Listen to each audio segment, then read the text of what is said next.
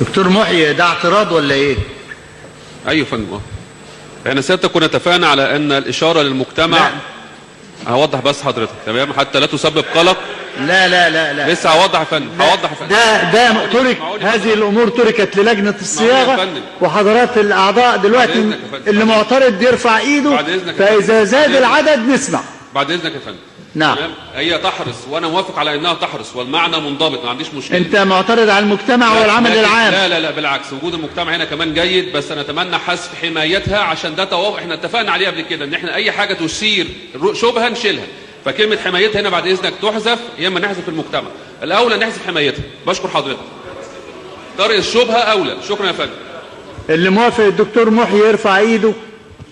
طيب خلاص، يبقى هذه الماده اقرت ب 84 ولا يعني. طيب اذا فضلت الماده على حالتها موافق عليها ولا معترض؟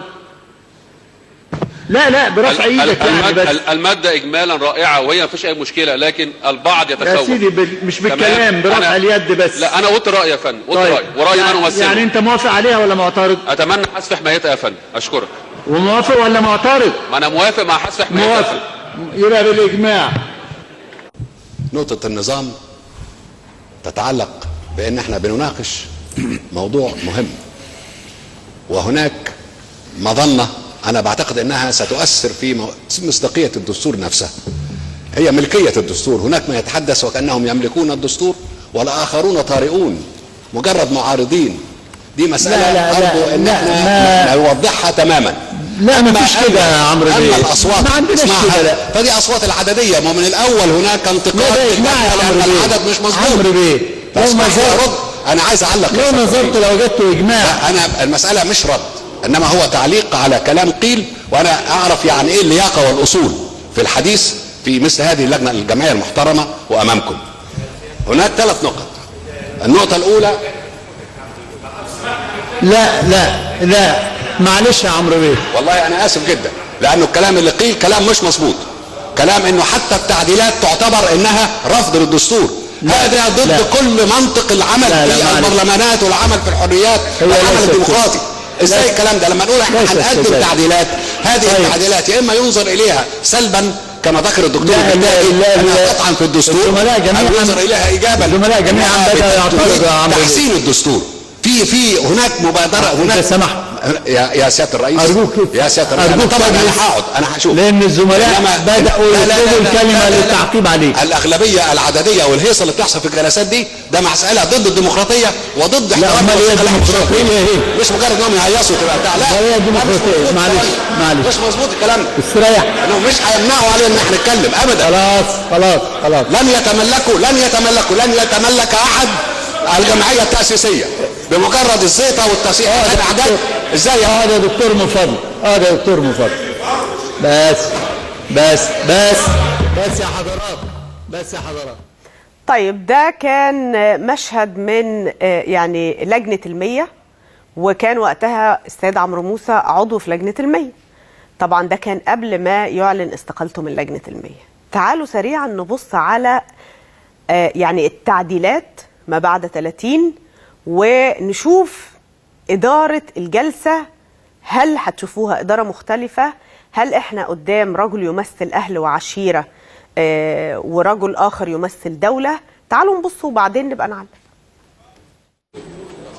بسم الله الرحمن الرحيم.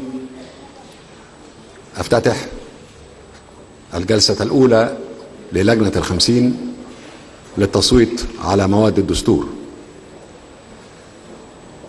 أود أن أبدأ بتحياتكم بعد هذا العمل المضني، وأهنئكم على النتيجة التي تعكس توافقا وطنيا في الرأي حول مواد مشروع الوثيقة الدستورية الجديدة. لا شك أن العمل الذي قمنا به هو مصدر فخار لنا، ولكنه إشارة أيضا إلى أن في مصر رجال ونساء يصلون الليل بالنهار ليقوموا بمهمتهم الوطنية التي كلفوا بها دون إهمال، دون تراجع. ومصر في أذهانهم جميعا حيث تمر بلادنا في مرحلة غاية في الدقة والخطورة.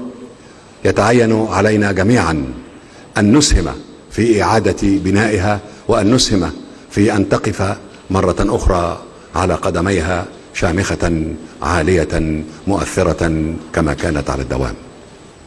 إن الدستور في مشروعه الذي نبدأ اليوم بالتصويت عليه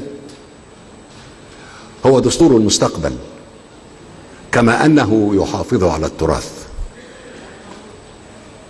هو دستور يمهد بقوة وكفاءة لعودة القوة الناعمة المصرية التي هي القوة الحقيقية لمصر، والتي بناء عليها وبالبناء عليها وبطرحها استمع الجميع إلى صوت مصر فنا، إبداعا، شعرا، أدبا، علما، تاريخا، وتوجها صامدا نحو المستقبل. مصر التي يعكسها ويعكس آمالها هذا الدستور شارك من أبنائها فئات وممثلون من كل أنحائها وأرجائها. لا ننسى أبدا دور الأزهر الشريف، لا ننسى دور الكنيسة المصرية وممثلي الكنائس الذين شاركونا العمل أو تشاركوا معنا في العمل. لا ننسى دور القوات المسلحة الحامية الحقيقية لمصر، ولا ننسى الشرطة المؤمنة لشعب مصر. لا ننسى الطوائف كلها، قضاة ومحامين، مهندسين وأطباء، مهنيين، عمالا وفلاحين، المرأة، الطفل، أصحاب الاحتياجات الخاصة، كلهم شاركوا وبكفاءة وبتعاون وبود وبصراحة وبقوة في كتابة هذا المشروع الذي أعده من أفضل المشروعات الدستورية التي اطلعت عليها. الحقيقة نفسي ما نبخلش على نفسنا بأن احنا نشعر ببعض السرور، ننبسط، وشنا يبقى مفرود كده، لأن احنا قدام رجل دولة بمعايير رجل الدولة اللي تعودنا عليها واللي بنشوفها من كل الشخصيات اللي كانت قادرة على تقديم نفسها بهذه السمات. ولو رجعنا نفتكر بس المشهد العبثي والخناقات في دستور آخر الليل، دستور 2012، فالمسألة واضحة قدام عينيكم.